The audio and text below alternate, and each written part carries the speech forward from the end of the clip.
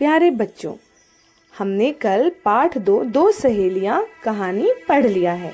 आज हम इसे सरल शब्दों में समझेंगे। बच्चों, जैसा कि आप जानते हैं कि यह कहानी दो तितलियों की है। एक तितली को सब सोना कहते थे क्योंकि उसके पंख सुनहरे मतलब गोल्डन कलर के थे, और दूसरी तितली को सब रूपा कहते थे क्योंकि उसके पंख रुपहले थे, वो बड़े सुंदर थे। सोना और रूपा दोनों पक्की सहेलियां थीं, दोनों बेस्ट फ्रेंड्स थीं। एक बार की बात है, सोना तितली अकेली थी और रूपा को मिस कर रही थी। जब वह फूलों की तलाश में बाहर घूम रही थी, उसने रूपा को देखा और पूछा, रूपा तुम कहाँ थी? मैं तुम्हारे बिना बहुत दुखी थी। तब रूपा ने सोना को बताया कि वह नदी के किनारे वाले बड़े बगीचे में घूमने गई थी। उसने बताया कि बड़ा बगीचा बड़ा सुंदर है, वहाँ हरे भरे पेड़, झरने तथा रंग बिरंगे खुशबू वाले फूल हैं। रूपा ने कहा कि बड़े बगीचे के भंवरे तथा मधुमक्खियाँ उसके दोस्त भी बन गए हैं और वह यहाँ सोना को लेने ही आई है। सोना यह सुनकर बड़ी खुश हुई और रूपा के साथ बड़े बगीचे जाने के लिए जैसे ही उड़ी, वह एक जाली में फंस गई। रूपा ने पीछे मुड़कर देखा तो पाया कि एक बंटी नाम के लड़के ने सोना को जाली में बंद कर लिया है। रूपा बिना डरे बंटी के पास गई और कहा कि मेरी सहेली को छोड़ दो, तुम हमें क्यों मारना चाहते हो?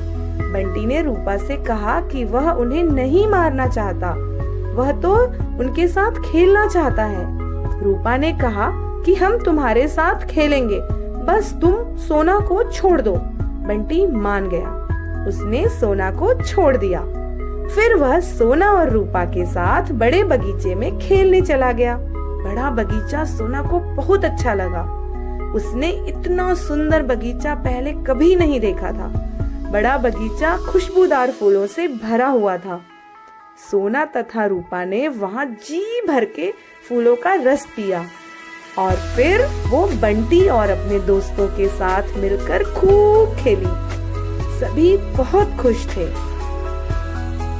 बच्चों, इस कहानी से हमें दो शिक्षाएं मिलती हैं। पहली, सच्चा मित्र वही होता है जो मुसीबत पड़ने पर हमारे काम आए। अगर रूपा बंटी के पास नहीं जाती और सोचती कि कहीं मैं भी ना फंस जाऊं, तो क्या वह सोना को मुसीबत से निकाल पाती? नहीं ना। तो रूपा सोना की सच्ची मित्र थी, बेस्ट फ्रेंड थी, ट्रू फ्रेंड थी, राइट? अब इस कहानी से हमें दूसरी शिक्षा मिलती है कि हमें पशु पक्षियों को कभी परेशान नहीं करना चाहिए। बंटी ने सोना को अपने खेलने के लिए जाली में बंद कर दिया था, जिससे वह हर्ट भी हो सकती थी और उसकी जान भी जा सकती थी। इसलिए हमें कभी भी किसी पशु पक्षी को परेशान नहीं करना चाहिए। बच्चों, आइए अब हम इस पाठ में आए नवीन शब्दों को जानते हैं। पहला शब्द है तितली। ढूंढती, सुनहरे, बगीचा, खुशबू, छटपटा, रुपहले, सहेलियां, मधुमक्खियां, बटोर। बच्चों, आइए पाठ में आए कुछ कठिन शब्दों के अर्थ को समझते हैं। उदास मतलब दुखी, कैद करना, बंदी बनाना। छटपटाना, बेचैन होना, अनईजी फील करना। बटोरना, इकट्ठा करना, कलेक्ट करना। सुनहरे, सोने के रंग के, गोल्डन कलर। बगीचा, बाग, गार्डन। सहेली, दोस्त, फ्रेंड। खुशबू, सुगंध। बच्चों, आशा करती हूँ आपको यह पाठ पूरी तरह से समझ में आ गया होगा। धन्यवाद।